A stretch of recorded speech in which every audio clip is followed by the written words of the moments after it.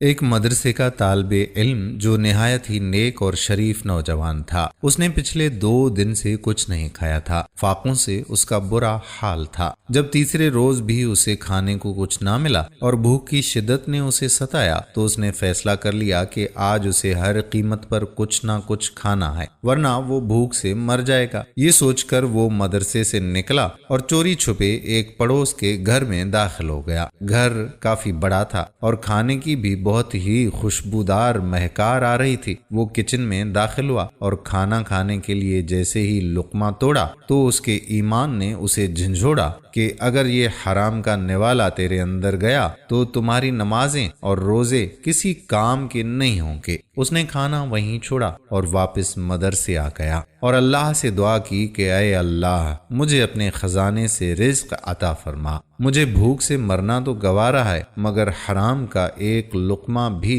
نہیں کھاؤں گا۔ تھوڑی دیر ہی گزری، قاری صاحب آ گئے اور اس کی کلاس شروع ہو گئی، مگر بھوک کی وجہ سے وہ اس قدر نڈھال ہو چکا تھا کہ قاری صاحب کی باتیں اس کے اوپر سے گزر رہی تھیں۔ جب کلاس ختم ہوئی تو ایک باپردہ عورت قاری صاحب کے پاس آئی اور ان سے کچھ کہنے لگی۔ قاری صاحب نے اس کی باتیں بڑے غور سے سنی۔ سننے کے بعد ادھر ادھر نظر دوڑائی تو ان کے سب ہی طالب علم جا چکے تھے، صرف وہی ایک نوجوان موجود تھا۔ قاری صاحب اس سے مخاطب ہوئے کہ اے نوجوان، کیا تم شادی شدہ ہو؟ نوجوان کو کچھ سمجھ نہ آئی تو قاری صاحب پھر سے مخاطب ہوئے کہ کیا تم شادی شدہ ہو یا نہیں؟ جب نوجوان نے نفی میں سر ہلا دیا تو قاری صاحب بولے کہ اگر تم شادی کے خواہش مند ہو تو میں تمہاری شادی کرا سکتا ہوں۔ وہ نوجوان آگے سے بولا کہ قاری صاحب، آپ کیسی باتیں کر رہے ہیں؟ میرے پاس کھانے کو روٹی تک نہیں ہے اور آپ شادی کی بات کر رہے ہیں۔ تو قاری صاحب اس عورت کی طرف اشارہ کرتے ہوئے بولے کہ یہ ایک بیوہ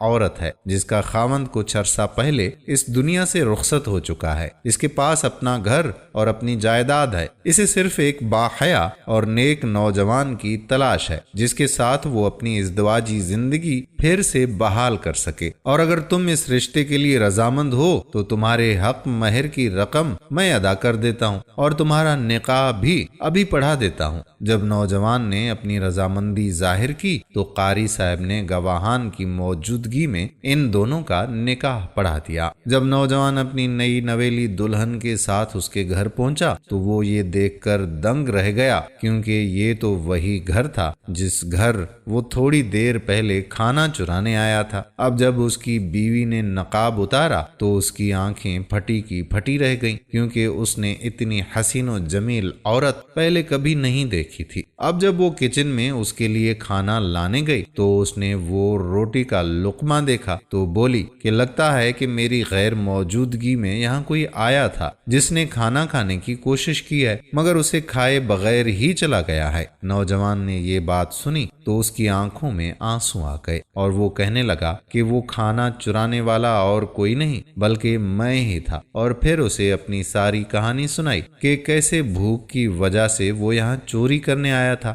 مگر اس کا پختہ ایمان اس کے آڑے آ گیا اور اس برے کام سے محفوظ رکھا۔ اس کی بیوی بولی، یہ اللہ کی طرف سے تم پر ایک آزمائش تھی، مگر تم اس میں سرخرو ہو گئے، اور دیکھو پھر اللہ نے تمہیں اس کا کیسا اجر دیا کہ تم جس گھر میں چوری کرنے آئے تھے تمہیں اسی گھر کا مالک بنا دیا۔ وہ نوجوان فوراً سجدہ ریز ہوا اور اللہ تعالیٰ کا شکر ادا کرنے لگا۔ پیارے دوستو، ہمیں بھی چاہیے کہ ہم مصیبت کی گھڑی میں صبر و تحمل کا دامن ہاتھ سے نہ چھوڑیں اور خود کو برائی سے بچائے رکھیں، کیونکہ اللہ رب العزت کی ذات اپنے نیک بندوں کو آزماتی ہے، اور اگر وہ اس میں کامیاب ہو جائیں تو دنیا اور آخرت دونوں میں انہیں بڑے انعام سے نوازا جاتا ہے۔ ہم امید کرتے ہیں کہ ہماری آج کی ویڈیو آپ کو پسند آئی ہوگی اور اسے شیئر بھی کریں گے۔ آنے والی ویڈیو تک اپنے میزبان قادر بخش کلہوڑو کو اجازت دیجیے۔ اللہ